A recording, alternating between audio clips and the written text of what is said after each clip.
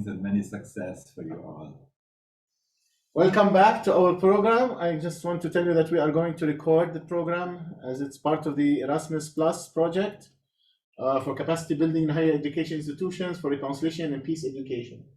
So yeah, welcome everyone. Today we are welcoming Professor Schmidtz. He will speak to us for 1 hour and a half about comparative religion, or 1 hour. We will see. You will see, and then we can open for discussion, 30 minutes, and maybe more if you like. It's fine. If he takes more of our time, no problem. You have no problem with that. I'm very flexible. And welcome everyone, and thank you very much. Professor, you can, well, someone is, you can start. Yes, hello also from me, and I'm happy to speak to you in the new year, to the beginning and opening the sessions this time. And I was asked to give a short introduction in what I'm doing, what is comparative religion, what we are doing on this subject. And so it is on that field. I will give you some remarks on comparative religions. So if there's any question, please stop me and ask me. But after my lecture, of course, you can ask whatever you like on me and on the subject.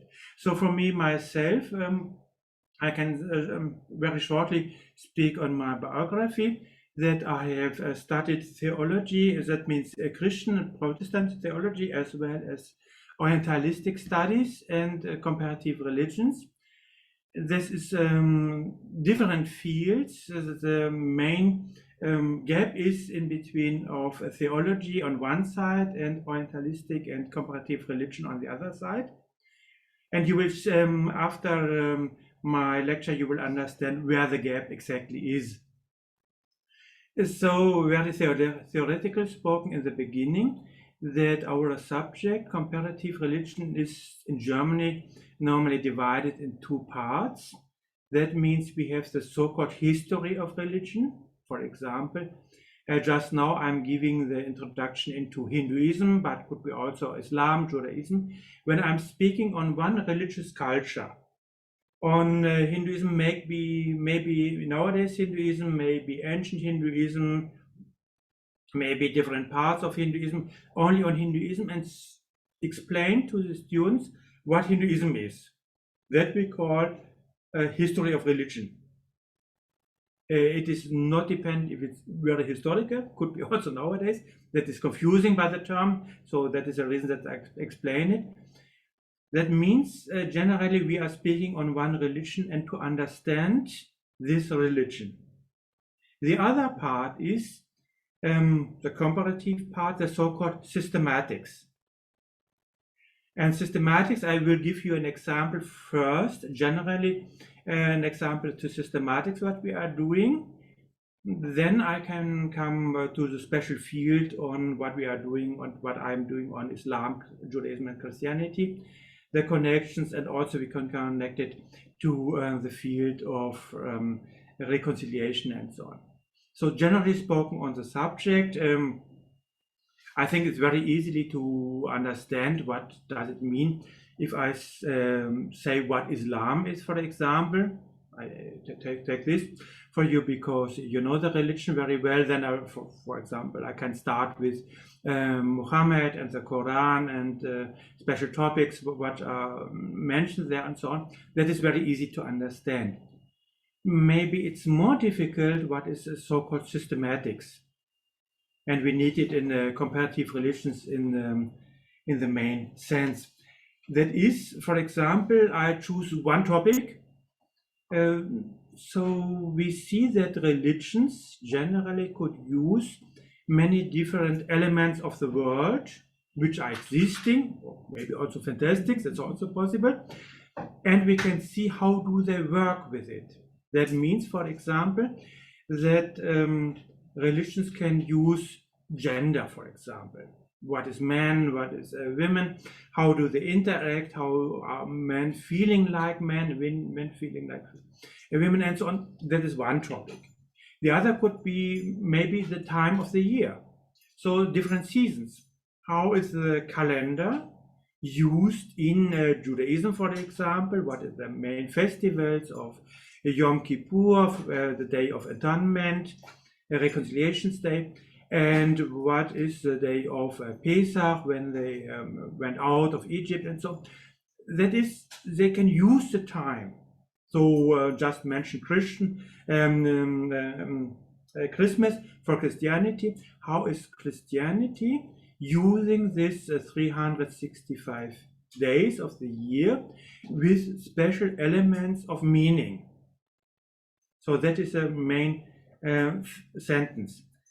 You can use what is in the world, like calendar, like persons, like situations, like elements, and give them meaning. So in different religions, the elements were used to express the religion.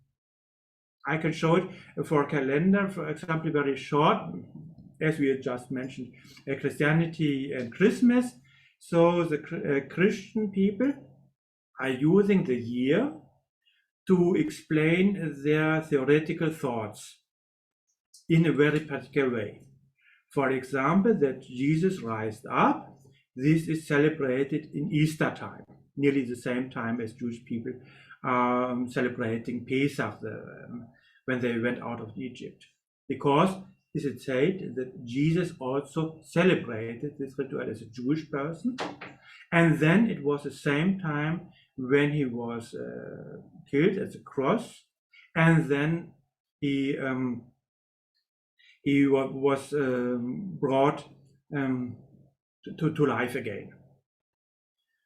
So, and when he was born, Jesus was born, that is a Christmas festival, and that also is a Trinity in Christianity. When does the third part, the Holy Spirit come? That is a Pentecostal, we call it Pfingsten in Germany. So what we want to celebrate is main elements, but also what has Jesus said on this and on that, and so that is elements which are said to different Sundays. For example, when there is given a sermon in church, it is explained what Jesus generally did, what he said, and how people interpret what he has done. So this all is given in 1 year, and you can see how Christian people has given the whole a sense, a meaning to time during the year. That is, for example, for Islam, of course, you know it better than me, that you have two main festivals. You have the Ramadan on one side, and you have the Dhul Hajj, the month of the Hajj, on the other side. That are the main festivals. And for example, for comparative view, I will not explain it more, but only to mention that it's very interesting to see that the time distance from Christmas to Easter is nearly the same as the time distance you have from Ramadan to Dhul Hajj. And that makes it very interesting. How are these festivals are connected together? And then we can connect it historically, these festivals, to Jewish festivals. So that we can see and can look on comparative religions. That means we are not involved in any religion. So if I'm speaking on comparative religions, that it doesn't matter if I'm Hindu, non-believer, Christian, Muslim, whatever. It does not matter at all.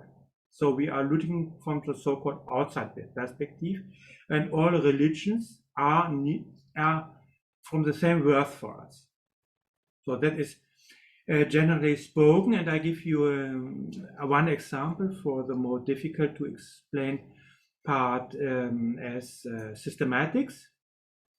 For example, everybody has to eat, of course. And so you can give meaning to eating. What you eat, what you are allowed to eat, what you are not allowed to eat. And then next maybe 10 minutes, 15 minutes, I will go around with you through the world of religions, 6 religions. I will explain how this factor of eating is used there. So you will, I think, by this example, you will understand very well what we are doing in systematic comparative religions. So everybody has to eat. And where comes the rules of eating? And we will see there are very different ideas in the three religions of Judaism, Christianity, and Islam on one side. And the other example is from Indian religions. They have different questions. So very generally spoken, that is also depend from, is a question from Walid Benani? There's only the hand. No, it's no question. No, it is the mouse. The mouse was on the table. Oh, Walid Benani, so sorry. Okay, I thought it was a hand for question. No, so the questions are very different. Easily you will understand what the questions for eating is in Judaism, because it's from the structure, it's nearly to what you know from Islam. So the question is, which animal is allowed to eat and which animal is not allowed to eat. And you also, the Quran itself mentioned what is given to Jewish people, to the Torah, and that all you can eat what the Jewish people can eat. That is written in the Quran. You can find it in Surah Ma'idah, the table. So that everything what is allowed for the Jewish people you also can eat. What does it mean? That Jewish people has a very long register from animals which are allowed on one side, which are not allowed on the other side. It's very complicated. For example, fish, you can eat from the ocean or from the sea, everything which is looking like a normal fish. What is looking like a star, of course, you cannot eat. What is looking like a snake, you cannot eat if it's from the ocean. So it is very clear form of the animal. It should look like a normal fish, like a child is painting a fish. What is look like this is that you can eat. What is not looking like that, you cannot eat. And then, of course, the pork is not allowed. And very interesting that the camel also is not allowed. And then you can say, we will come back to Islam later. But, you know, in the Quran is written also, that is in the 4th Surah. It is after the verse that the Jews wanted to crucify Jesus.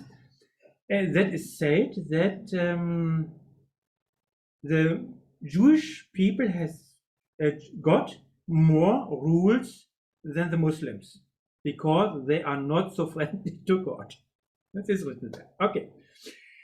So what does it mean in Judaism? You have animals you can eat and not eat. That is one. The other is you have animals God should eat. So you give an offer to God. You sacrifice animals. That was normal until the destruction of the temple in Jerusalem. That means until 70 after Christ. That was allowed to sacrifice animals to God. It is not nowadays.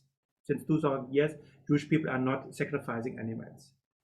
Very interesting to Islam. I will come back that animal sacrifice is allowed in one place in Islam. So it's connected together all. So you have this situation. You can offer animals so God also can eat and bring it back to the people that the people can eat, the priests and so on. And what is one thing more is very interesting, that blood is possessed by God. So in Judaism, you are absolutely not allowed to eat blood. In the ancient Judaism, it is not allowed. In later Judaism, it is absolutely not allowed. What does it mean?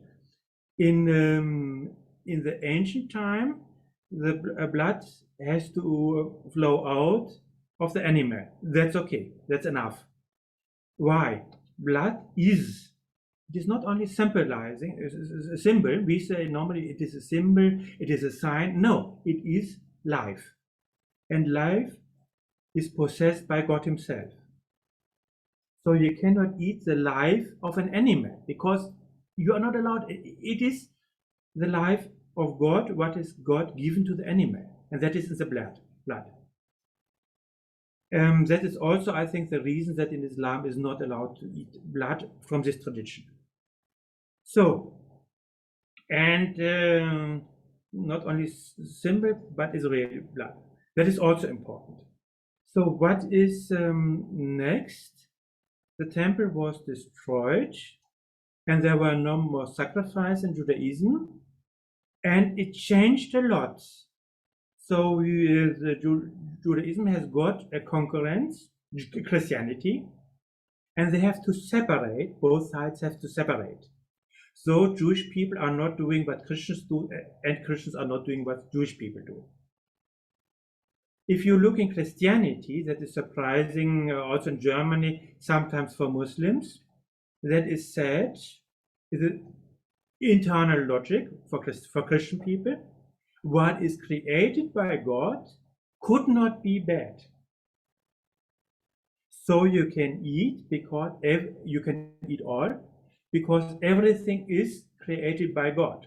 And if it's created by God, why should not you be allowed to eat it? That's a Christian position. So on the other side, you see that the Jewish people got more stronger than they were before.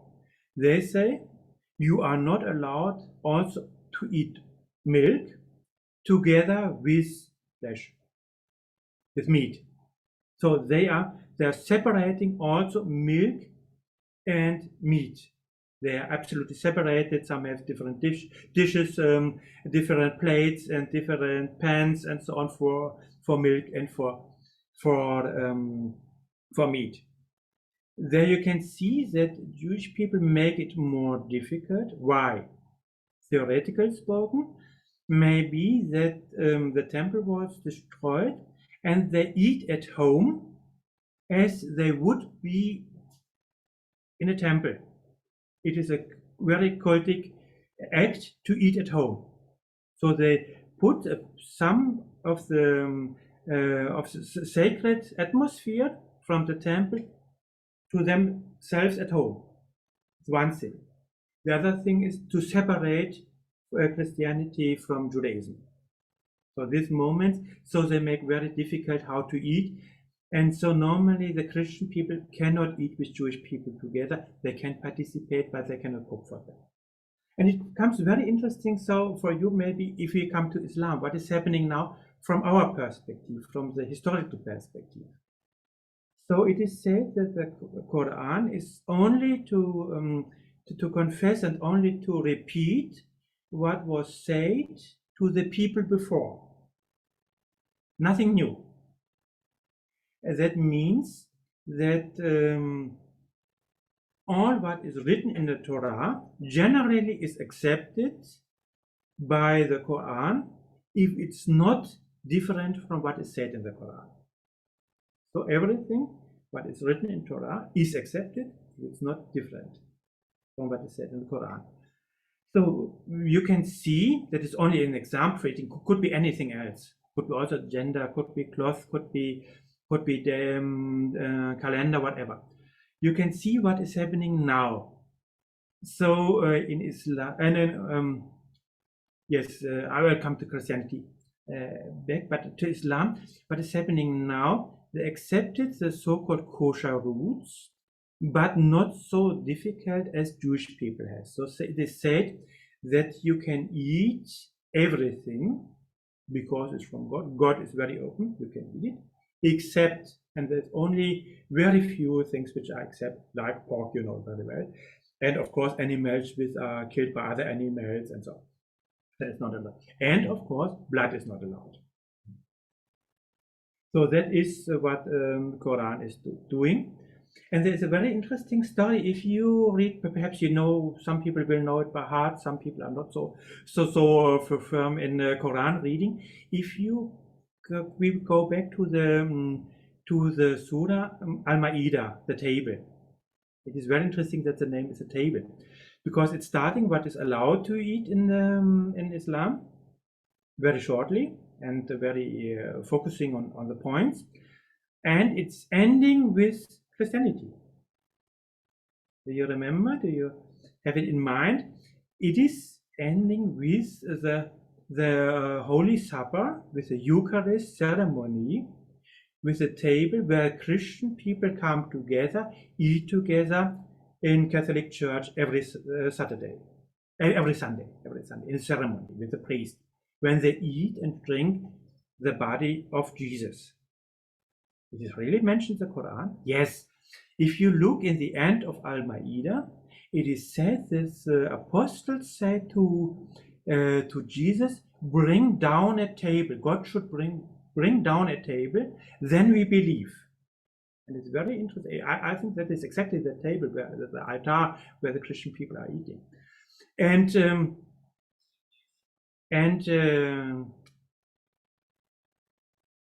just a minute. And it's very interesting what is said in the Quran after this. So the temple should come down, and then is a voice of God. If I send down the table, and every one of you is continuously sinning, not any sin anymore, I will attack him more than before. Very interesting to see. So if you look in the New Testament, you find also some passages speaking like this, but normally they are not in the mind of Christian people. So also not all the Christian people know the New Testament from start to beginning, and many parts they are not reading or not be aware of this. But there are some parts in 2 letters which are saying like what is written in the Quran. It's very interesting. There are really some points which where the Quran is nearer to the Testament than the Christian people. Also, that's funny to look from outside. So what are, coming back to the Christian people, what are they doing? I've said you can eat everything you like in Christianity.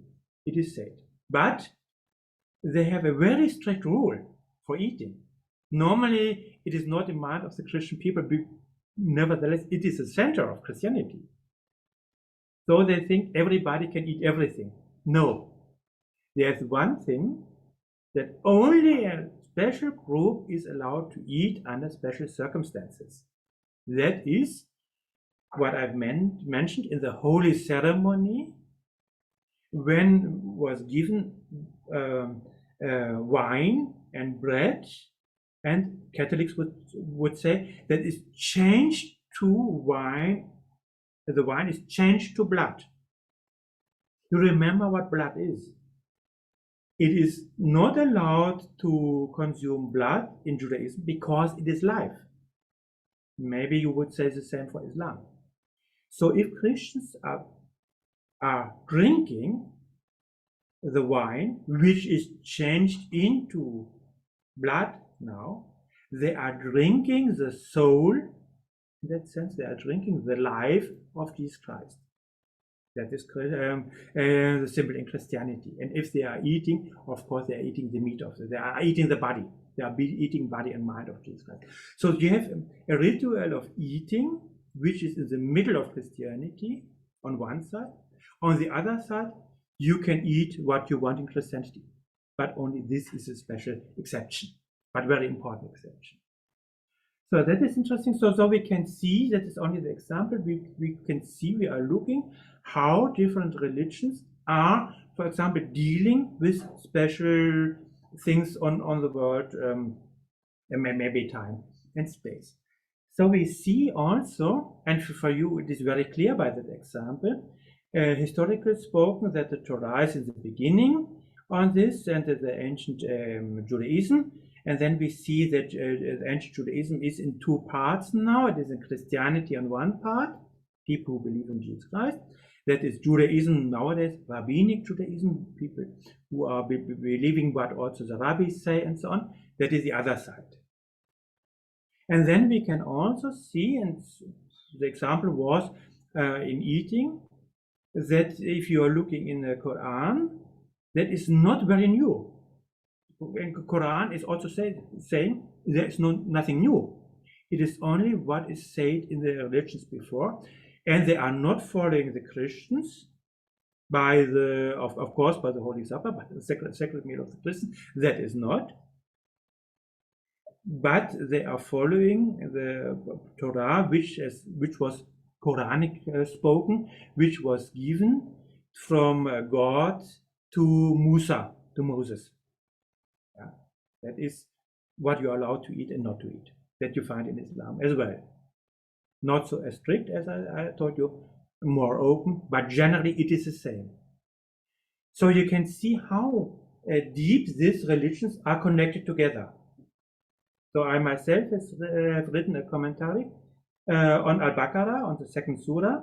Any verse of the Surah is in my book connected, what is said in Christianity to this verse, what is connected to Judaism in this verse. You can say it, no problem to all the verses of Al-Baqarah, but you can say it nearly to all verses of the Quran. Because the Quran is dealing with Judaism and Christianity. It mentions the Jewish people as well as the Christian people all the time, continuously. So, coming back to see, only to make it clear how deep they are interacting, Judaism, Christianity, and Islam, is if I give an example from outside. That means, so you make a line, a fat line, now comes from outside. What is the problems, what is the topics of Indian people, for example, to eating? So you see by this example how deep is the connection of Christianity, Judaism, Islam on one side, and how far are they away, for example, from India. So I hope you get not a knot in your brain if I'm changing the topic so harsh, but you can see what can you ask for it? Normally you think, yeah, maybe the question is what are Indians allowed to eat, what are not allowed to eat. No. They have different kinds of questions. So it is, for example, I start with I don't want to make it too long. I start with Hinduism. So in Hinduism, for example, it's very important with whom you eat. It's not important in Islam, normally. And you can eat with your own family, with a clan, and so. But you can eat also with other people. It doesn't matter. That is not so important. In Hinduism, it is important that you normally eat with your own, I can say, class, caste, whatever you want. So that is one thing, with whom you eat. You are only in your area by eating, normally. And the second is who has cooked. For Islam is not important. It's more important is well cooked, not well cooked, tasty, and so that is the question. But who has cooked? Maybe any Muslim, yes, for the rules, maybe, but that's all. And also, I think in Germany, if you're in Germany, you can eat pizza if there is no pork on the pizza, and you have not any problems, special and stored. What is in the food, you can eat it. But in Hinduism, it is so, by the so-called caste system, the person who has cooked for you should be in a not political, not military, not economical, but in the religious higher, that means cultic, higher class as you, or in the same class. So it makes it seems to be funny if you see it from the outside that the so-called highest religious spoken, economical spoken, and others are high. Okay, but religious spoken, the so-called highest class, the Brahmins, the priests, make sacrifices and so on.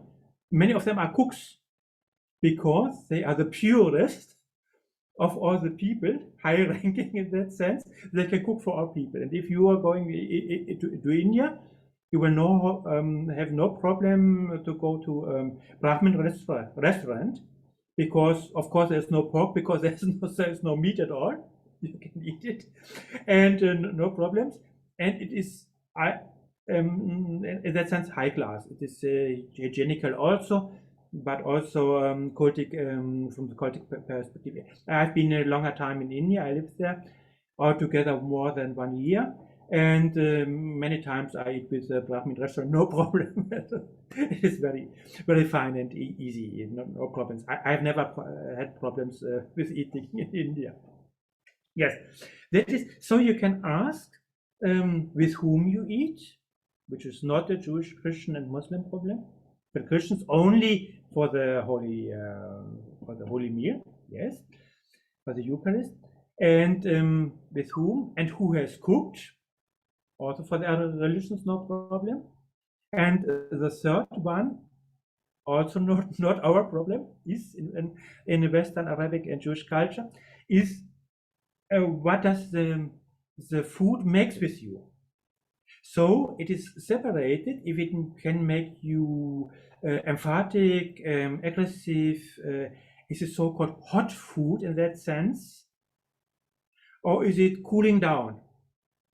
So what does it do with your mentality? So I think, for example, fish is cooling down. If you eat meat, then you better eat fish. Or, and that is interesting now, the special group, for example, for the political leaders and political men and military and so on, they should eat a little bit of meat. Why not? And they should be a little bit aggressive. They should be a little bit emphatic and so on. It is only the Brahmin should cool down, and this is a higher status in cultic status. If you are cooling down by your meat or by your vegetables, better eating vegetables. For example, pepperoni and things which are very spicy. That makes you more dynamic, and it's okay, but not for Brahmin people, for example. So it. I want to say it is not animal. This yes, this not. It is the question with whom, who has cooked, and what does it make with you. Then also that you have sacrifices, but it doesn't matter now. And I want to explain how it continues with another topics on Buddhism.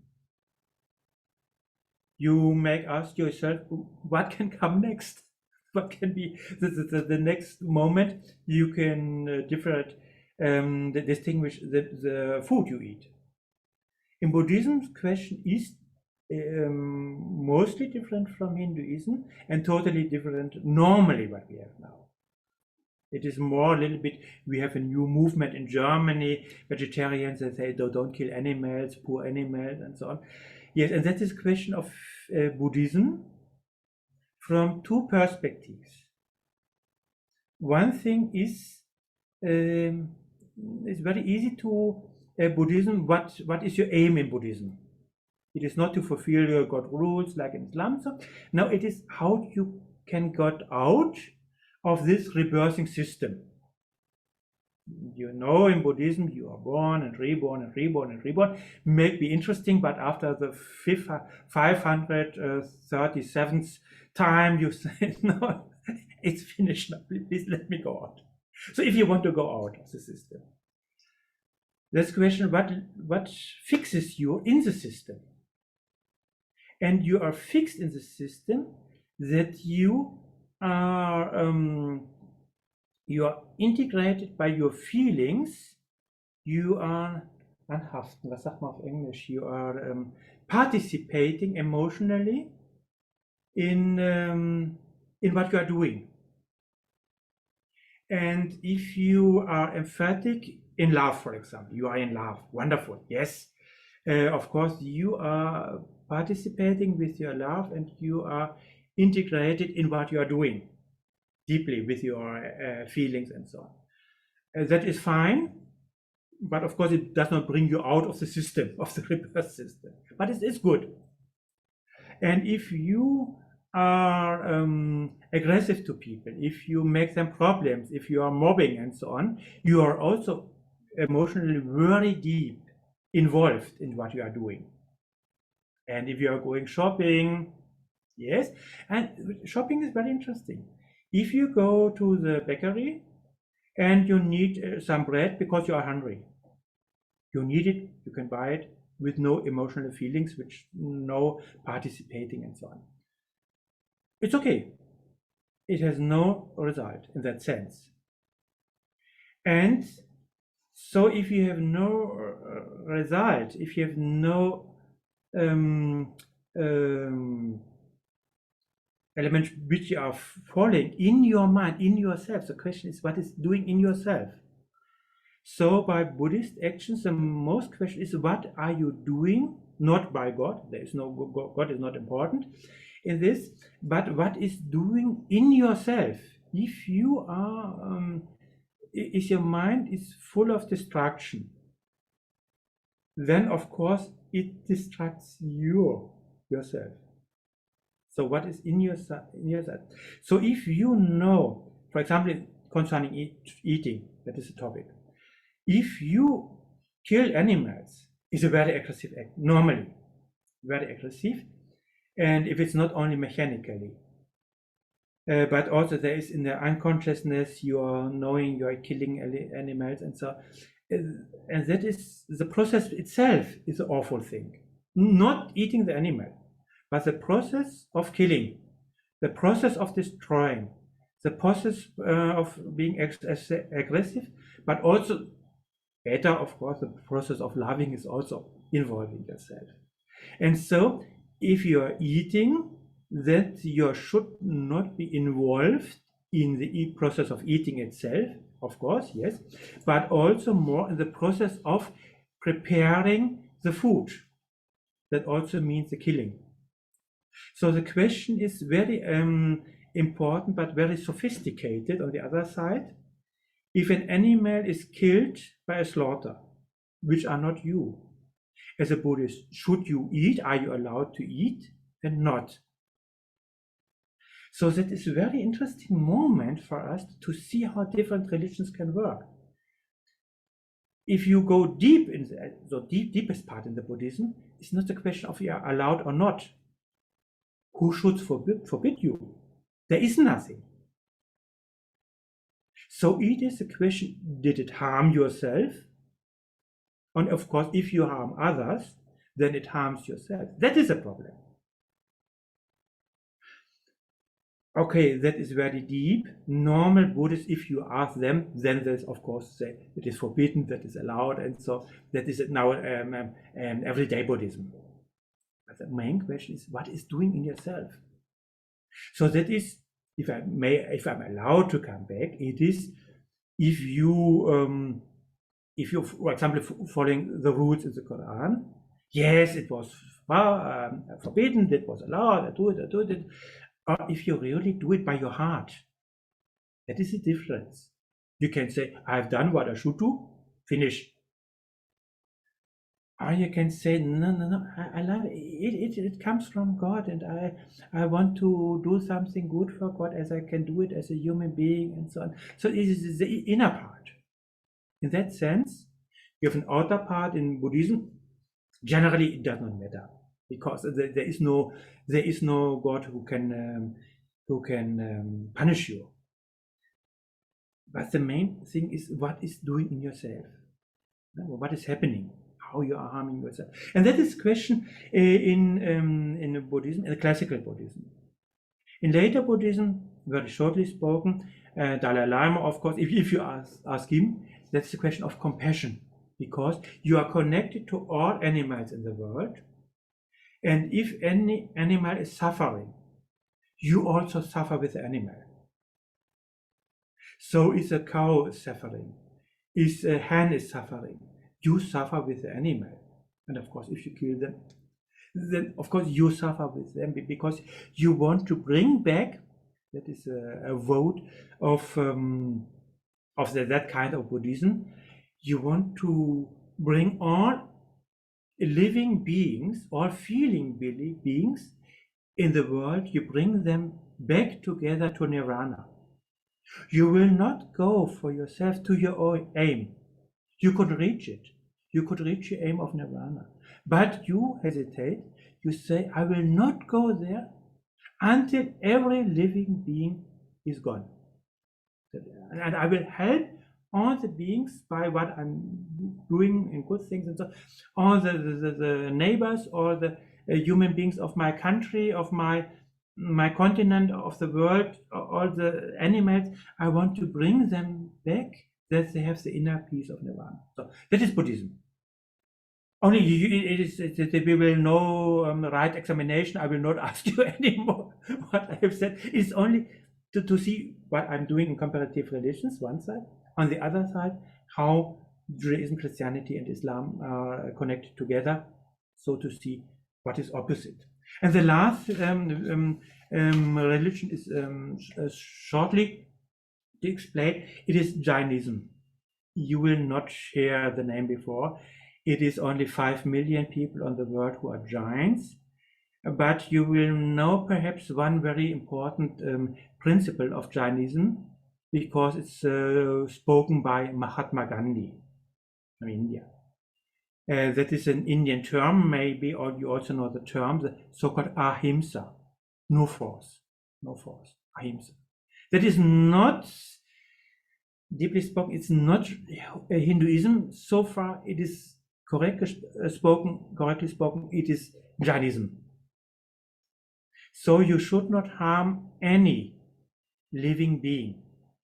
That means, of course, you should not harm any animal, but not for all Jainis, but for the very strict one, for the monks and nuns, and so they are very strict. Also lay people sometimes auch. Also, so that means if you are standing in front of a mango tree and the mango fruit is ripe, but not fallen down, then you would kill the fruit by plucking it, by taking it. If it's fallen down, then it's finished, then you can eat it. Also, if you have a carrot in the ground, under the ground, if you take it, you take the life of the carrot. So everything you can eat, which without any kind of killing in the widest sense, that is free for you. And there's a very interesting book of, it was recommended by Martin Leiner, the book of the 9 Lives is the name of the book. Very interesting to see to understand Indian life. And one life is the life of a nun of Jainism. And she is not allowed to eat anything which was connected to an animal, for example. So it needs a very long time for eating. 1 hour, she got a little bit of food in her hand. She is looking, is there any hair? Is there any fly? Of course, that fly is there. And so then she stopped to eat and continue next day. So if it's very pure and no carrot inside, then she eats it. That is also very interesting. So absolutely no force. But the normal Jains, no. Normal force. And for nuns and strict people, monks and so on, no kind at all of force. So, and the last point here is eating. You are eating, of course you like it, and you are allowed to do, and so on, but you are eating, of course, to stay alive. And now the last point is a very good point for finishing, is if you are not eating, of course, you will die. And that is what some of Jain people, also the nun, which is mentioned in the article in the book, is doing. She is planning to die by not eating. That is a very clear ceremony you will find in Jainism. It is described that you are not more eating. That means you are not have food. Then you have drinking only very light things. Then you stop with drinking milk and juice, and then only water, and at the end water every second day, and then you pass away. It is a very interesting discussion in the book. Is it suicide? No, not at all.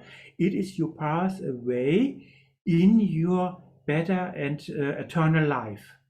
This is understand in that sense.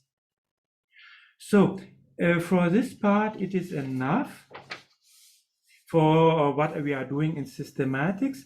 And yes, it is said 1 hour, so it's left 10 more minutes. I will say what I myself doing concerning your questions, maybe, so far as they are connected to religion.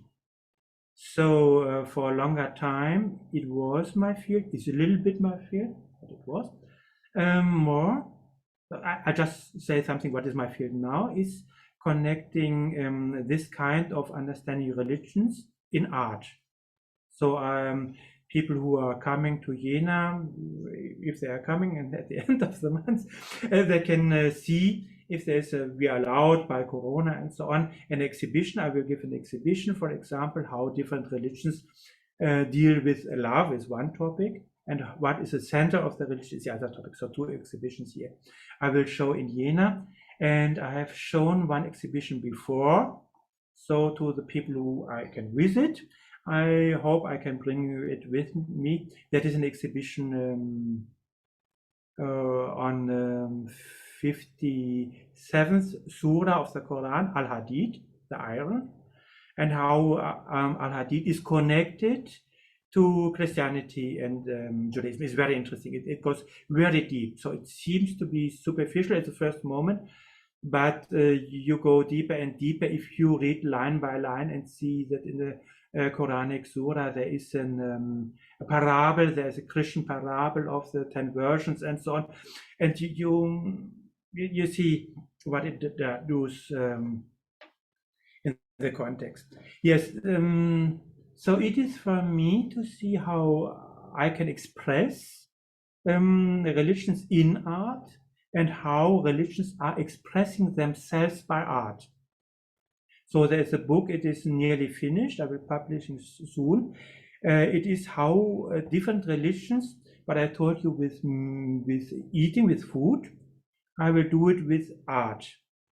And say, for example, for Quran is very interesting. For Islam, of course, the main point focusing of art is the Quran writing, calligraphy, and so on. And it's very interesting for me to see also in modern art, for example, that there was an exhibition on calligraphy, Arabic calligraphy, and there was the term of liberation the letter. I think it was from an Egypt artist, but his question was in art to liberate the letter. What does it mean? It's difficult to understand in the book of art what he wants to say, and then you see an artwork, modern art, okay, difficult to understand what is modern art, so, and then you see some letters.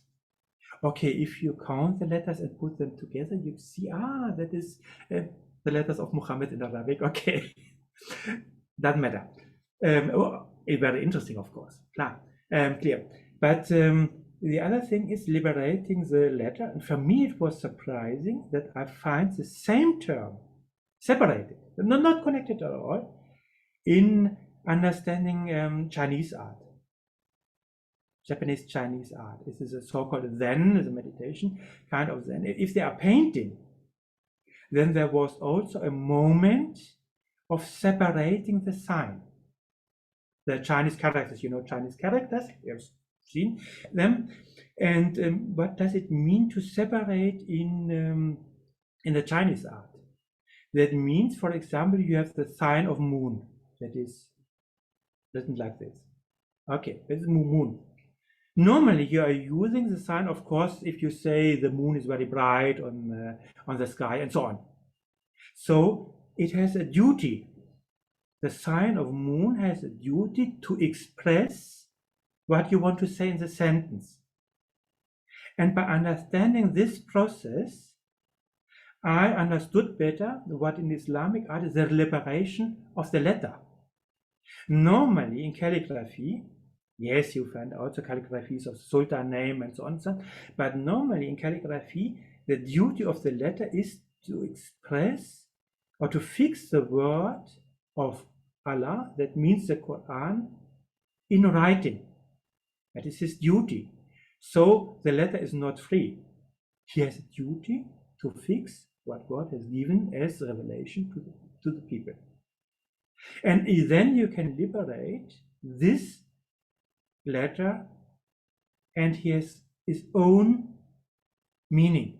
So you can write this letter and put a dot, B. It is only B. Or this letter and 2 dots is only T. He is free. And then you can use it in art, and then you can use it again in art. Can work with the letters. Maybe you can, with the free letters, you can come back to Arabic calligraphy and so. Yes, this is only what I'm now fascinating. That is a book will be published on, I think, in some months. and that is to show how Christians are expressing themselves in art, and the Muslims, and so. And in the end of this of the book is an exhibition of the 57th Surah. The only problem is it is written in German language. Okay, come back to the Quran now. The last some minutes. So in that sense, also I'm using the Quran. How is Quranic understanding by the verses connected, for example, what for questions you have, for example, how to deal with people, generally deal with people with other religions, that's questions you normally have in Armenia, and how to understand these verses of the Quran, also historically, and also in the context of the Jewish people who were surrounding Muhammad at that time, and the Christian people who are also there, and to see what is the meaning there, what you have for possibilities for interpretation in the Quran. If you go back into the 7th century, see what was the atmosphere there, what were the reasons that this verse has a sentence in the context at that time. So many of the sentences, for example, which are concerning the Kaaba, were revealed at the time where Muhammad and his people has not possessed the Kaaba. That is very important. Also the so-called 9th Surah, which has no basmala, this Surah is very full of power. And the only Surah where it's expressed that Christianity is polytheistic. It's the only Surah where it's said that Jewish people are polytheistic, Christian people, very clear said this. And but this is said at the moment where the Kaaba is not possessed by Muhammad people. What does it mean for later times?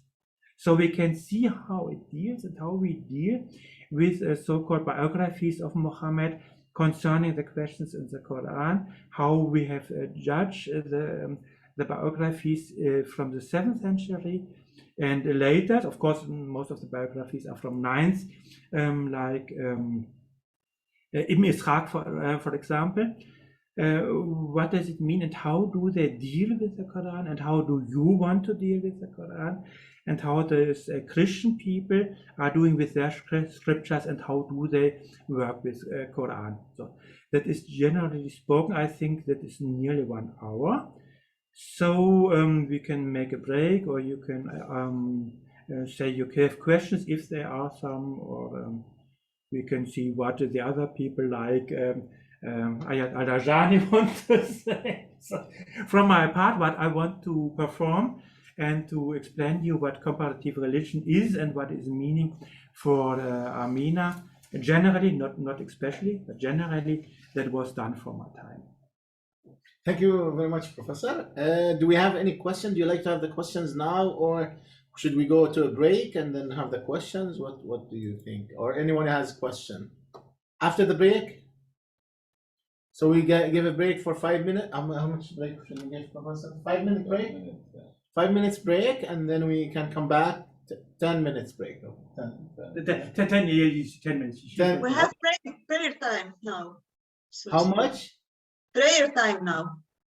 So 10 minutes is okay. Okay, 10 minutes is okay. Oh yeah, it's 5:12. So yeah. So we can also start the other session as you wish. Okay, so we take 10 minutes break then. We'll have a coffee and come back.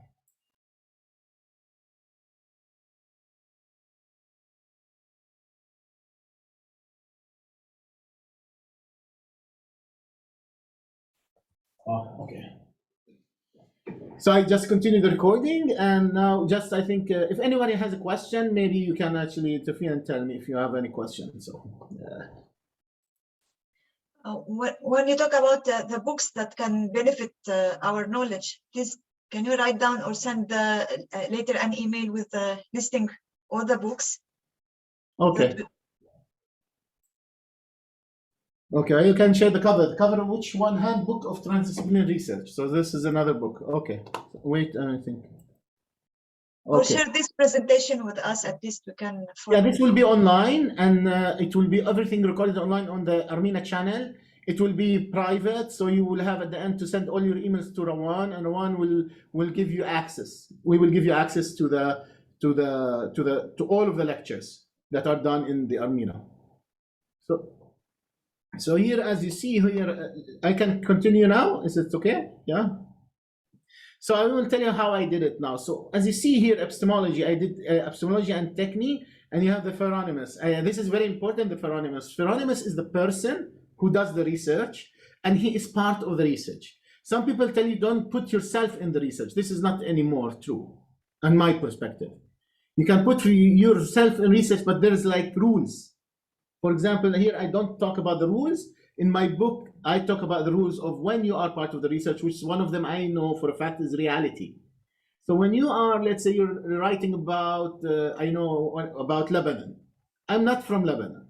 I would not write, I would not understand what the Lebanese would say about something particular in their culture. But this guy, a person from the culture of Lebanon, for example, will understand what they mean about it, and he would know the reality of it, and not reality. So the idea of having you in the research as part of the research is that you are the real, you bring the reality, the truth. But then if you want to be, and then you can be biased, if you want, you can see yourself that as biased. So we tell everyone not to be biased. This is part of what we try to understand, that biasm is very important to be considered. So it is a pheronymus who brings all together and makes sure of the reality, non-biasm, and that the research has ethics, consideration in it. So there is an ethical consideration when doing the project, the research itself. So here, as you see, the applied phonetic social science, how I show you some of the stages. So you have complex mixed method social justice research design. This was designed by John Sriswell. John Sriswell is the head of the research center of the University of Nebraska. And he is the guy who wrote about the mixed method research design. He has wrote about the 2014 book, and 2017 and 2018. I think I have one of his books here. Yeah. So this is also a good one to have. It's called research design. And this will teach you how to really write a monograph. A monograph, when I say monograph, we mean a book. Because usually you can have a PhD and everything, yeah. And it's also the thesis, how to write your thesis. This 2014 edition for John Sriswell will tell you how to write the thesis. So let's see here just a moment. And then what I did is ethnography approach. Ethnography approach, we'll go into it later. It's for Robert Koznetz. He is the guy who created the term in 2002, and it's about studying the data that is online. Before, data online was not important. When I studied data online, they told me it's not important. Part of the professors they said, oh, nobody will study what is happening online. That was in 2015. And now we are 2021. And now what I said 6 years ago, or 7 years ago, is happening today. So this was not. And then what I did is methods for reconciliation process. As you see here, the integration between the know-how and the how-to. Methods for reconciliation is a practice, and the how-to is ethnography, is the data that is happening. And then I want to understand the data. I do quantitative internet research design. And this is I understand the social change or what really happened. So this is this is what I told you about. This is applied phonesis theory, but if you see here, which is important, is what we say, if you go like more deep into it, pheronymus brings the practice, reality, the values, the power, the dialogue. That's why you are as a research is very important. And you have to connect the technique, the how-to, and the know-how all together. So you can reach in the research. Phonesis means prudent, and prudent means wisdom, and wise. So you want to evaluate yourself, evolve yourself. You are evolve yourself for more under like stages and class.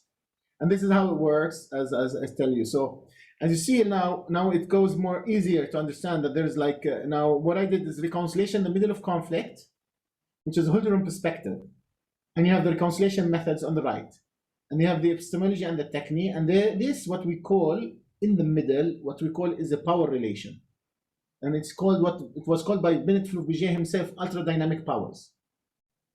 Ultradynamic powers means that the powers are shifting. So when you are using the applied phronesis theory, you understand that the know-how and the how-to are shifting. You and every stage you are transforming, and what does it mean? Shifting means transforming. There is a transformation that is happening in this process itself. So that's why it's called an ultradynamic power. Power are shifting between A and B and B and A. And they are evolving to reach phronesis. Phronesis means prudent and wise and wisdom. It can reach up to here, and then you get where you want. Now you understand the transdisciplinary and what really happened, the transformation. So I can show you in social media what really happens. So in social media, what happens, you have, for example, participant 1, persona I plus 1, and then persona I is, and then it continues on. So if each one brought an episteme and technique, and episteme and technique, and they were debating with a dialogue. So dialogue will be ongoing, and it will be like a sprill, like a dynamo of a car, and this sprill will go up. So this is what will happen, what we call transaction theory. And as Habermas said, communication theory, communication action theory, and this will what will have to evaluate into your project transdisciplinary, and you'll get a new theory at the end. So this is how it's worked. This is like the theory. Now we go more into the methods, the methodological approach. So one of them is ethnography, which was developed by Robert Koznetz in research. And let's see, if there's no questions, that's fine. So Robert Koznetz developed a use of ethnography to research the web page, creation and collection of personal data, and to search criteria evaluation. And he also evaluated an ethical consideration into the idea of online research or data research, data science of online research. And he also introduced 12 steps of process of ethnography. He also made data analysis techniques. It's considered as a data analysis techniques. He branding practices for ethnography. He made a brand for him. Ethnography was used in different places around the world. For example, Apple used ethnography to understand what the most is tiring about the iPhone, and they discovered it was the screen and the battery. Therefore, they start creating so many screens so that make it so cheap and prototypes, because another screen breaks over the time, and if you break the screen all the time, you stop buying the phone. So that was a very big problem. And they use ethnography to understand it. Like Starbucks used ethnography to understand which type of coffee is better. So they would make this forum for the people who are drinking, and they would say which coffee was the best coffee, and Starbucks would understand what kind of coffee they should sell. There's another one was done by Apple itself as well. They did a forum online to understand what is good about their own products, online forum. A lot of people use ethnography in a different aspects and a different way. So this is like, I'll tell you what happens exactly. This is kind of in the transformation action theory that was here built before, and what happens when you're using internet communication technology. So you get like the data, what can show you, what the data can show you. The data can show you that there is tension. It can show you where is the problem. It can show you where is the reason for change, and it can show you what socially can change or happen. So what the transformation can happen. So here, if you go more, as you see, the data, online data, when I say ICT, internet communication technology, for conflict transformation, it can do strategies for reconciliation, it can mechanism for reconciliation, and can be developed what would, at the end, digital transition for reconciliation process. So as you see, it's all spinning together at the same time, and the idea is to reach to phronesis, wisdom, and prudence in the topic of reconciliation process in the middle of conflict. This is Holderman perspective for Professor Dr. Martin Leiner. So this is how ICT was used for reconciliation process. Here I go into more or less how to show you how the book was established and how the research was established. So we started in the why, and then the how-to, or the know-how, explanatory, the how-to, and then we go into more into details of the methods and how it's being done. So here, like, we go more into Robert Kosnetz's theories of ethnography. As you see, Terminator on the right side, ethnographic method on the left side, and the difference between two of them. So, ethnography came from the word ethnography, ethnography methods. And a lot of people say like ethnography is part of the ethnographic method. I would say ethnography is a different field today. It's not just ethnographic anymore. So it evolved much more, not just studying people that are online, study their behavior online, study their future as well. Prediction today, AI does a prediction, machine learning. So now it advanced more. It can be in medicine, it can be in social science, it can be in economy, it can be in different places. So it's more than ethno today. So here like I can just give you like reading what is ethnography. This is according to Robert Koznetz in 2016 in his book. I think I have his book here. Yeah. So this is the book of ethnography for Robert Koznetz, by the way. This edition, I think it was in 2015. So this is like so what he says it's an online ethnographic conduct in a specific manner, interpretive research methodology that adapts the tradition in-person ethnographic research techniques. And it's an anthropology study, interaction of experiences, adapts to a digital context, contact analysis, interviews, social network analysis, big data analytics tools and techniques. So this is what Robert Koznetz talks about ethnography. And then he talks about the steps. So the steps, you can use them anywhere you want. You can use them in any actually research. So I like doing very fast. Redefinition he does of a research question, then media mapping. He does digital participation, observation, and hermeneusis and representation. I like the media mapping. In media mapping, you can use what we saw, CMAP. CMAP means concept map. I wanted to introduce you to concept map. If there's more time after this study and I can introduce you for a concept map, how to develop it, it will be okay. So the other thing is Koznetz introduced in 2002 the ethical consideration. So also, if you do your research using the data that you have to consider the ethical consideration in data science. So this is also very important. I know you can. Here are four elements that he uses. I'm not going to go through all of them as the public because you can ethical consideration is many different than every topic you study. So also in ethnography, he says this is also from Robert Koznetz, that it is a culturally informed understanding of focal phenomenon, side topic or people, and it's a complexity. It consists axiology of empathetic understanding, observation of cultural casualties, understanding the networking, embracing at time, phenomenological as well as meso macro perspective and levels. I myself study phenomenological approaches. So here's how he said about internet. It focuses primarily on data collected through internet apps and mobile communication. Now it is bigger. It's as you see, AI can predict and can be used to the machine learning can be used for the future and to understand how the people should behave in the future. So you can thank AI for it, by the way. So this is the idea why you are using AI. So here it involves some of the personal participation by researcher in focal phenomenon. So he understands that to understand this big data, why you are using it, because you can understand the tweets. This participation can take many forms. The participation people in the Twitters or in Facebook or any kind of social media, as he says, in real time, operating in research web pages and a particular research related topic, you can interviewing relevant people. So it's a different kind of data. That now it evolves something more than data science. It's called data mining.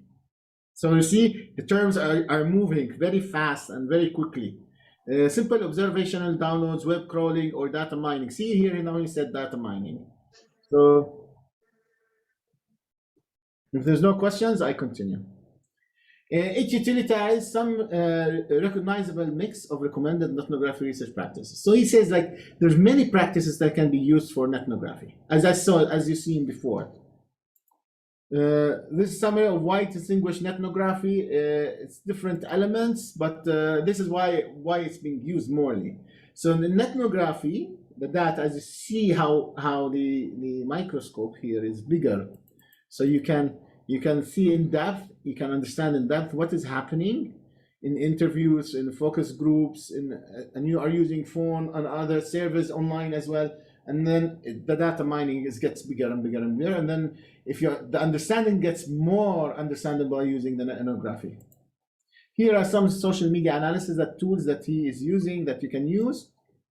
This is an example of how ethnography was used to brand a business and how to understand some businesses, how they are, their trends, segmentation, campaign strategies. So how to use ethnography and what exactly. So now we go back into mixed method research design. So now we understand the theory, and we have now the method that we are using ethnography and the steps, the 6 steps that he talked about.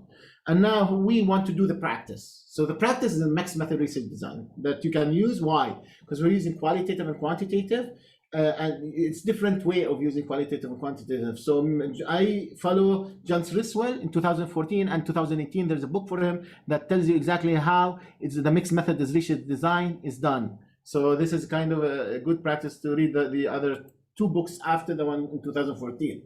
So I prefer you read the book of 2014, 2017, and 2018, and then you are into it. But then you need to understand the data and how you analyze the data. One of the best books are Qualitative Content Analysis for Klaus Krippendorf, and the other one is for Margaret Shearer.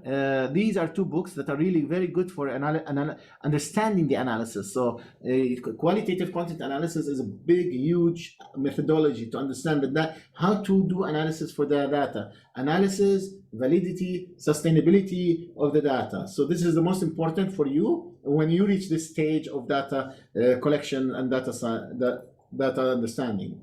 So here we introduce the most major professors in the field: Sandelwiski, Schultz, Shearer, Kohlbacher, Saldana. I like Saldana, and Pat Beasley and Christina Jackson. They wrote the Invivo book. I think I have it here.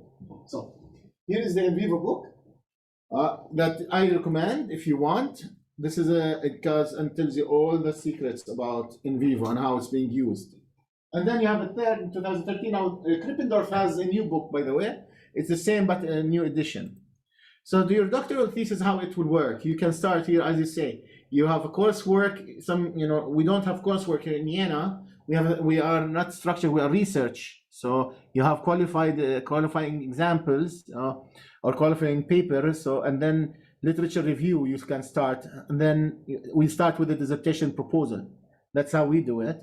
And you have a literature review, and you have dissertation research and analysis, and you have doctoral content into marketplace, postgraduate, publish. This is how your thesis happens, the roadmap. So this is like, just to explain to you just a little bit about mixed method research design for Sriswell in 2014. So we introduced this kind of explanatory mixed method research design. So what does it mean? So you have a communication research. So now we started to call our research a communication research, my research, because it's about internet communication technology for reconciliation process. And then a qualitative data collection, and then I do data analysis, and then another data collection, qualitative. First we started with quantitative, and from the quantitative I could give a qualitative, and then I do a data analysis, and then I reach interpretation.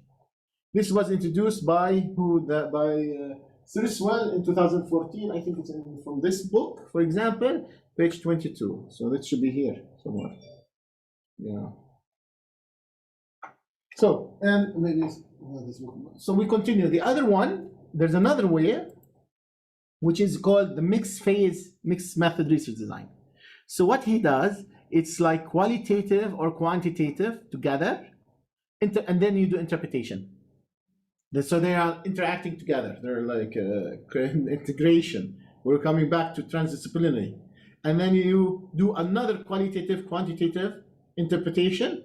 And then you combine the interpretations together, and then you have what he called a study do, another qualitative, quantitative interpretation.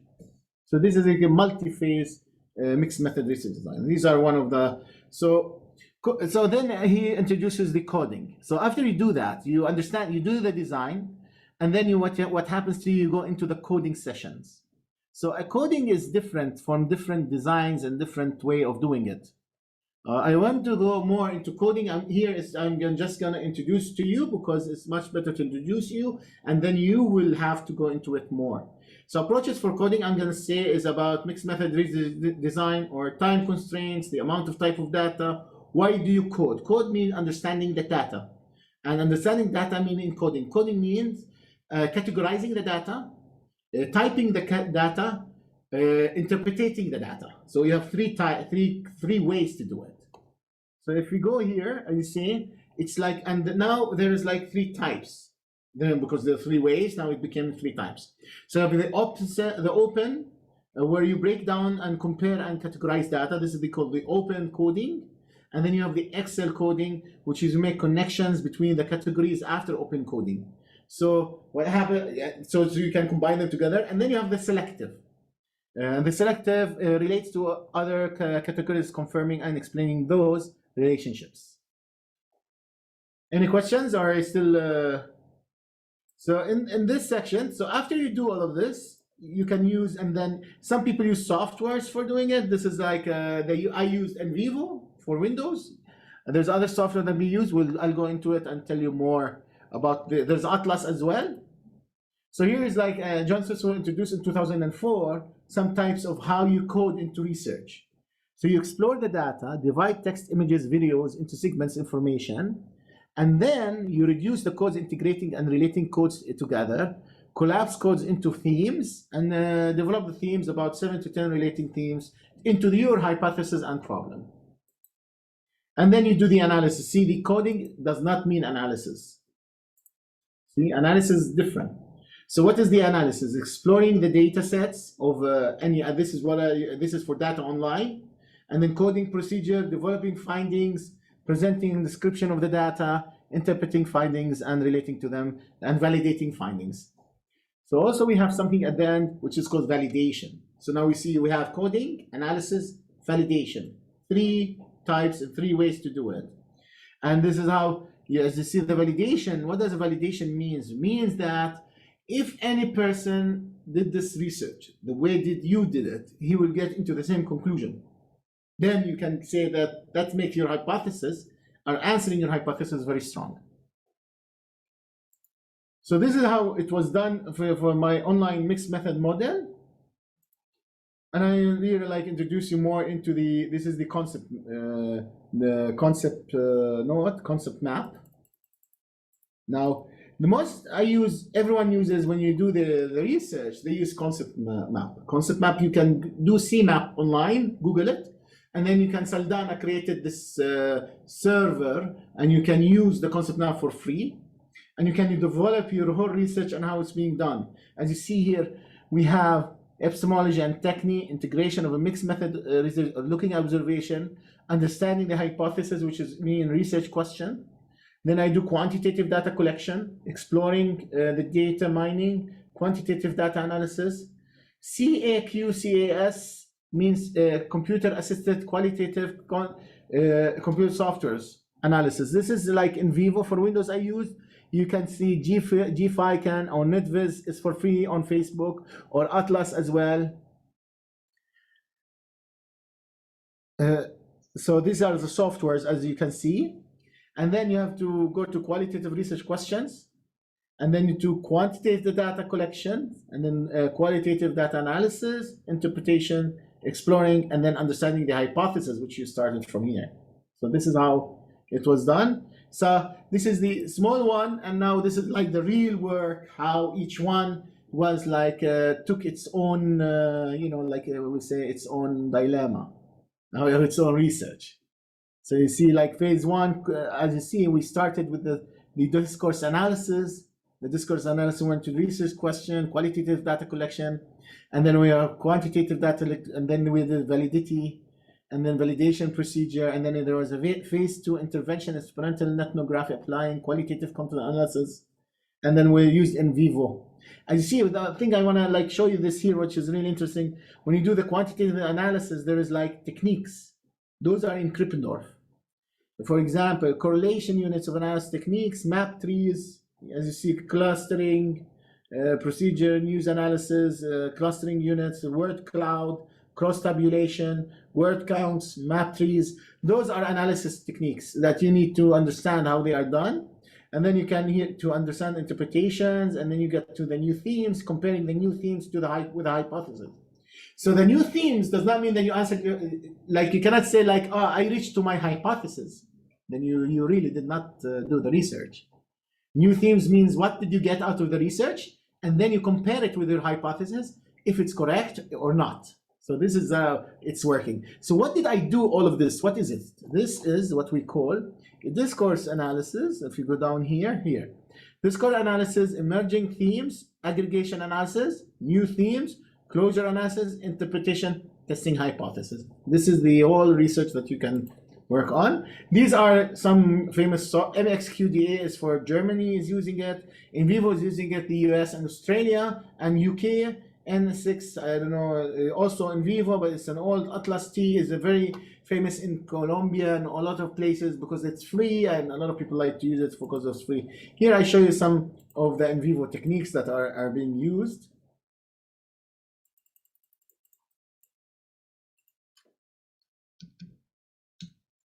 See, this is Invivo training. Here's like this we call a word tree. So it takes a word and analyzes it in different ways to understand what. This is the concept map. See how it's being done. See, this is the concept map for mixed method research design. Let's go into deeper a little bit in it. If you see here for online, for big data mining, working with PDF. So you can work with PDF. Working with interviews, so you can work with interviews. Look how it does analysis for what? Importing document, text research, text tools, mixed method research design. Here's the mixed method research design, word frequency. So when doing mixed method research design and analysis, look at it helps you. You must look at word frequency query, code comparison query, cluster analysis, importing data set, matrix coding query. So this is how you understand mixed method research design. I'm not going to go into all of them, but just to give you, this is a kind of an intro, let's say. Importing web, this is working with web. As you see here, working with interviews, here classifications, and then you can go here working with images. So thank you so much. This is like a master program that we are working in digital humanities. We are not going more into the digital humanities phase, but you can understand how it's working, for example, the digital humanities. So we have a reconciliation process. So you have all the practices on the left side, and then you have what you want to do in the community, what's changed, what are the tools that can be used. So here's how ICT impacts the community, the crisis, the dialogue, reconciliation, negotiations, and all of it. So thank you very much. And I think this was about 45 minutes. So any questions, or we can open some, we have like another 15 minutes for questions. If anyone would like to have a question.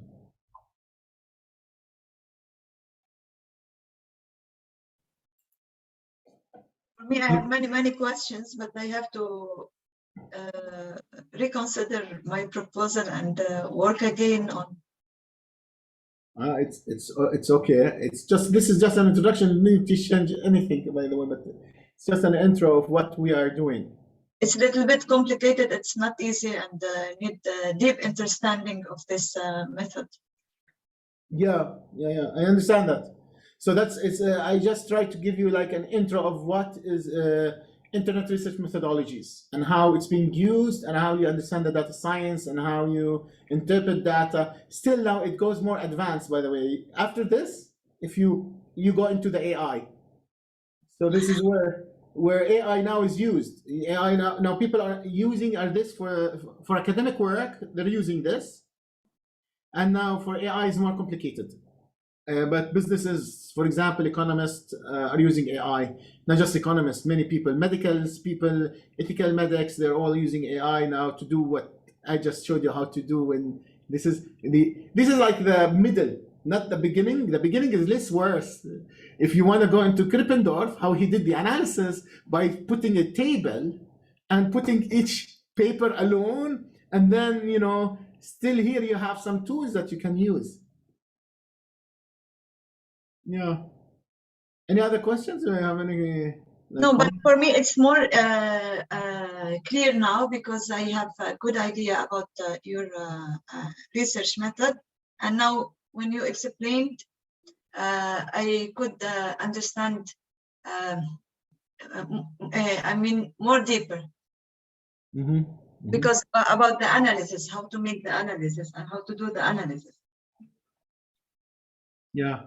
Thank you. Yeah, I think that was the purpose, because I mean, everyone has. You will go into your own research method. You'll discover your own. Because if you go into develop transdisciplinary research, it's called trans. Remember this word trans. So you're going into the unknown, but the unknown to a better place. That's why we call it phronesis. Phronesis means prudent wisdom. You're evolving, so you don't have to be afraid of really getting into that. It's how this transformation happens.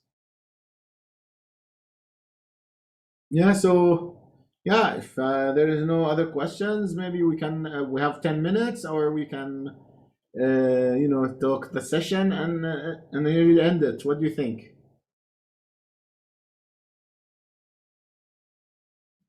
I have no comment. So You can, yeah. if you can, I mean, avail this 10 minutes to explain more about the method and focus on one area in 10 minutes. On one area. What, for example, what do you want me to focus on? For example, the content analysis, or about the technique, how to use the method. Okay. So I'll give you like 5 minutes. I like this one. I will show you one that I like. It's complicated. Do you think we have time for this, to show you this, how this is done? This is okay? Yeah. Or this is too much? So we do this one. It's okay? Or this, you understand it? Hazinat or anyone? That's what you want to ask about this one? Yeah, I mean, if you can go deep to the method, and if you talk more, we can get more information and more knowledge. Okay. So I will go into more into this one. This is much harder, but I like it. This is the whole project. This is the whole doctoral research that I did, and the whole research that you can do for internet research. So you first, as in here, as you see in the start on the left side, is the theory, the theoretical framework that I started with, as you see from the beginning. And then why I use mixed method research design, because I'm doing an integration between the theory and the practice, and that's why I'm using mixed method research design. And this is why you will be using it. If you want to use the applied phronesis, for example, and you will get when you do mixed method, it's qualitative. You understand that you're getting either a qualitative and then quantitative, or quantitative making qualitative, or quantitative getting out of it qualitative. So this is how it's, and this what we call what we do is discourse analysis. So the discourse analysis, you have to study what is discourse analysis, and then you understand there's a research question that you have to put some research questions for you, and then you have the let's say here qualitative analysis that starts with your research question. What do you have? So I started. You have data science, data sets, post images, materials, collecting data sets. So this is why it's called qualitative, because you will seek to code your own data at the end. And then you can go here to qualitative data analysis. And see here is like you take from different sources, collecting data, exploring the website on Facebook, and all those images that come online. There is software called Catch Image. The whole, this is only 46 slides, but the whole session that I have is 164 slides. There's 100 slide missing still, So this is not the full thing. And then, like the validity, as we stated before, what is validity? You have to understand the validation process as well. So this is just the first phase of the 20% of your doctoral research. And then you go into the second phase, where you start using some software to understand the data that you are using. And the software will get you information. In the software itself, you can do what we call cross-tabulation, visual analysis, word cloud, clustering unit techniques, word counts, correlation units analysis, map trees. This is all analysis techniques. And through Invivo, I can use them. And then I use them in a way to understand my research question. And then what I do is something to what we call aggregation. Aggregation is like to put all what you have categorized and what is related to each other. So you can prove either your hypothesis or get a new hypothesis, and the new hypothesis is a new theme. And that new theme will get you more into what we call a closure analysis. And then you can say, I got a closure analysis. And when I get the closure analysis, I can say, okay, I can interpret this analysis. And then get a new theme, and then check my hypothesis. So the whole thing, what we call is discourse analysis, emerging theme. So I did discourse analysis. The first phase is discourse analysis. Second is emerging theme. Third, I did aggregation analysis.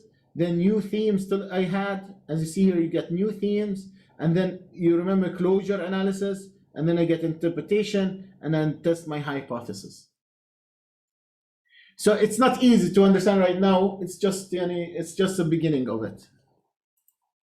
Let's see if I'll give you as well here, like if this works, for example, I'll show you. This is a very nice video. More than 2.5 billion gigabytes of data are created every day, and 90% of this data is unstructured. We're faced with more data sources coming faster than ever in overwhelming volumes. This is Harness Invivo this software. data and use it to your advantage. Maximize your knowledge, gain an edge, and make better decisions. Whether completing a PhD, a competitor analysis, or a stakeholder consultation, gain an advantage with Invivo, powerful software that helps you make intelligent decisions. Invivo 11 Starter for Windows offers powerful yet easy to use tools for organizing and discovering insight in text-based data. If you need to analyze information like transcripts or articles, bring everything into Invivo to quickly and easily discover trends, themes, and patterns. Support your findings and tell your research story with beautiful visualizations. With Invivo Starter, you spend your time finding insights, not learning software. It's the perfect option to start your research journey. Building on Invivo 11 Starter for Windows, Invivo 11 Pro for Windows allows you to take advantage of more powerful data management, query, analysis, and visualization tools. See, this Organize and analyze data. This is like what you are doing. So I'm not just showing you the movie to show it. Analyze, read what it's doing, organize, Brainstorm analyze, ideas. storm, brain. Map connections, visualize concepts, and share findings. These are the Whether steps. you're working on your own or in a small team, if you need to analyze text, audio, video, surveys, social or online data, Invivo Pro can help you answer the complex questions.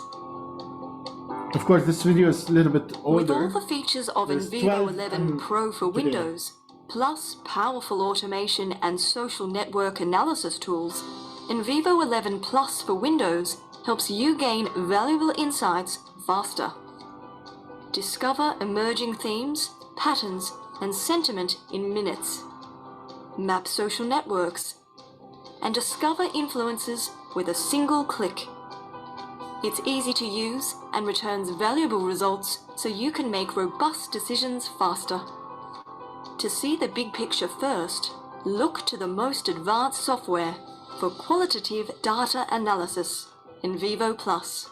The movie is really...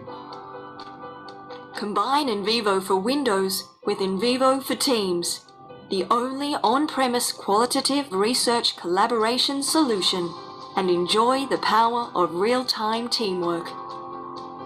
It's collaboration made easy and secure. Securely store project data on your server with full data backup and recovery. Control access, so no unauthorized changes can be made. Create clear audit trails that stand up to scrutiny. Suited to teams of various sizes, Invivo for Teams is the ideal solution for complex research projects with large datasets. Invivo for Mac offers the power of advanced qualitative analysis software as a native Mac application. It supports the widest range of data sources, from text to audio, surveys, images, video, social media, and online data. Use powerful queries and visualizations to And you see word trees. This is a word cloud. This is a paraphrasing analysis. These are the techniques that you use for analysis. So this one now. ask questions, explore themes, and uncover insights faster. So you see, you explore themes, you get new themes, and discover more. Easily find words and phrases. Exactly. Automatically organize data. Tell stories and share findings with word trees and word clouds. See, word trees, word clouds. Invivo for Mac. Those For the best research are results techniques. on a Mac. The new data landscape presents a unique opportunity for you to get ahead. Trust Invivo, the leading solution for unlocking insights in unstructured data. Start finding your answers today.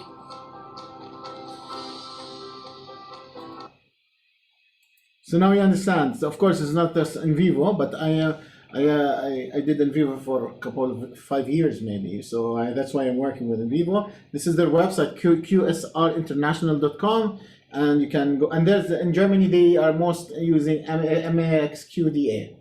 This is the most famous in Germany, but I think so. I think this is like shows you exactly what's really happening into social media analysis and interpretation. Is that okay? Hi, Laura. You can ask question. Yeah. Actually, I just want to make a small comment, which is I would really urge everyone to look at Invivo. Unfortunately, in 2014, I have a chapter if anybody would like to actually read what the research looks like without Invivo. In 2014, you have Invivo, and then by the end of 2015, I just didn't have time to do Invivo at the time. But I wanted to do it, but I didn't have time for that research. And but I would really urge you from 2014 to now, there's whole, it's evolved significantly. And also I know now that the research would have really benefited from using Invivo, but I just didn't have the time. So I would urge everybody, it looks complicated, but it's not as complicated as you think.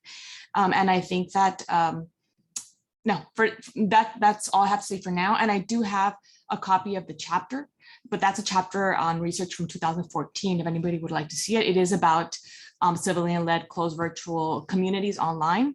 So you would be able to see how it is that something that I think Dr. Iyad said before, that at the end of the day, now we're all part of the research. And I was part of that community in Mexico. And if you want to see what that research looks like, the questions you ask and how you're looking at what's happening online and how that's a real world where there's also that evolution of what I call zones of peace happening in those spaces and infrastructures of peace that are actually being built online, you might get an idea of the questions that you might want to start asking about your research and why you would benefit from Invivo. And my chapter, unfortunately, is a great example of how it would have been great if I used that technology at the time, but I did not. So I'm just urging everybody to use Dr. Iyad's good advice here. Thank you very much, Laura. Yeah, you can share with us on WhatsApp actually your chapter if you like, or the link for it. I think that's a good idea. Yeah, that's a very good idea. So I think now we passed the 2 minutes as well. If anyone else would like to have a comment or something before we close. Professor Vermek, maybe you have a comment or something. It's I don't know, or what do you think? Yes, anyone? thank you, Iyad. Thank you very much for the presentation today. Sorry that I came too late. But it was very interesting what I have seen. Yes, and I invite you for the next week when I speak about the theme, how to talk about education. Oh, that's very much, Iyad, and yes, 3 minutes past 5 o'clock. It's time to go. I wish you a happy, healthy new weekend and a good start in the next week. Thank you, Professor. Thank you. And we are happy that to have you. Thank you very much. Okay, have a good time, everyone, and thank you for being with us. And we hope to see you next week with Professor Vermek. He will introduce us how to understand education. And I think this is very important for all of us. Enjoy your weekend and have a good one. I will end now our session. Ciao. Bye-bye. Bye.